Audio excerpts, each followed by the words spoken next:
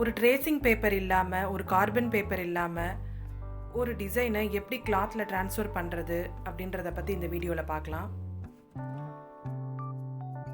இப்போ இந்த மொபைலில் இருக்கிற டிசைனை டைரெக்டாக எப்படி கிளாத்தில் ட்ரேஸ் பண்ணுறது அப்படின்னு நான் காமிக்கிறேன். அதுக்கு முன்னாடி இந்த சேனலை சப்ஸ்கிரைப் பண்ணிக்கோங்க, பெல் ஐக்கானை கிளிக் பண்ணிக்கோங்க. அப்லோட் பண்ணுற வீடியோஸ் எல்லாத்தையும் மிஸ் பண்ணாமல் பாருங்கள். இப்போ முதல்ல செட்டிங்ஸை கிளிக் பண்ணிக்கணும்.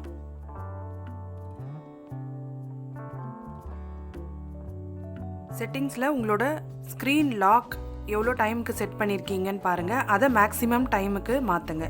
நான் இப்போ 30 மினிட்ஸ்க்கு மாற்றிருக்கேன். இதை வரைஞ்சி முடிக்கிறதுக்குள்ளே உங்களுக்கு ஸ்க்ரீன் ஆஃப் ஆகாமல் இருக்கணும். இப்போது கேலரியில் ஒரு டிசைன் இருக்குது, அந்த டிசைனை ட்ரேஸ் பண்ணலாம். இப்போ இந்த மொபைல் எப்படி கிளாத் கடியில் வச்சுட்டு எந்த இடத்துல வேணுமோ அந்த இடத்துல வச்சுக்கோங்க.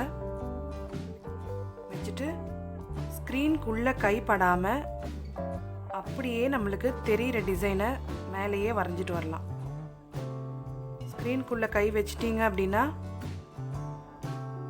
ஸ்க்ரீனில் இருக்கிற டிசைன் என்லார்ஜ் ஆகிடும், இல்லாட்டி மினிமைஸ் ஆகிடும்.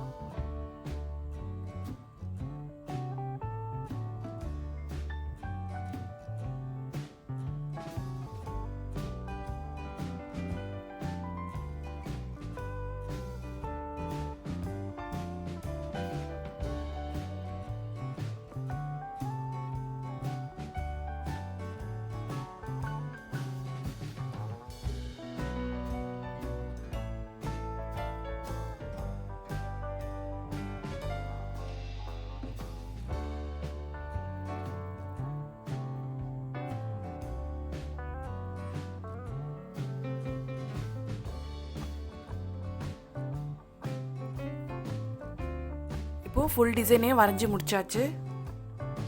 இதுக்கப்புறம் நம்மளுக்கு இதில் என்ன ஸ்டிச் போடணுமோ போட்டு இதை கம்ப்ளீட் பண்ணிக்கலாம்.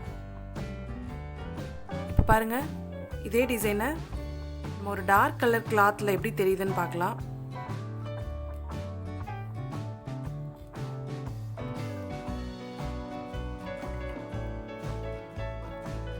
பாருங்கள்,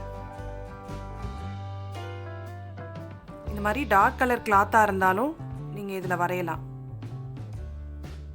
நான் மொபைலில் நம்மளுக்கு அந்த லைட் இருக்கிறதுனால நீங்கள் என்ன கிளாத்தில் நீங்கள் வச்சு வரைஞ்சாலுமே, என்ன கலரில் வச்சு வரைஞ்சாலுமே இது நல்லா தெரியும் உங்களுக்கு. இப்போ இன்னொரு கலரில் காமிக்கிறேன் பாருங்கள்.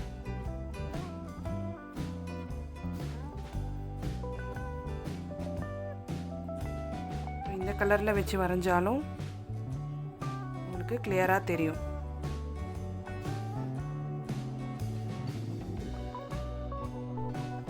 இப்போ பாருங்கள், இந்த க்ரீன் கலர் கிளாத்லேயும் சேம் மெத்தடில் இதே டிசைன் நான் ட்ரேஸ் பண்ணியிருக்கேன். இந்த ட்ரேசிங் ஐடியா உங்களுக்கு ரொம்ப பிடிச்சிருக்கும், ரொம்ப ஈஸியாக இருக்கும்னு நினைக்கிறேன்.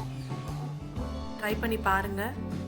அப்படியே இந்த வீடியோக்கு ஒரு லைக்கும் கமெண்ட்டும் பண்ணிவிடுங்க. தேங்க்யூ.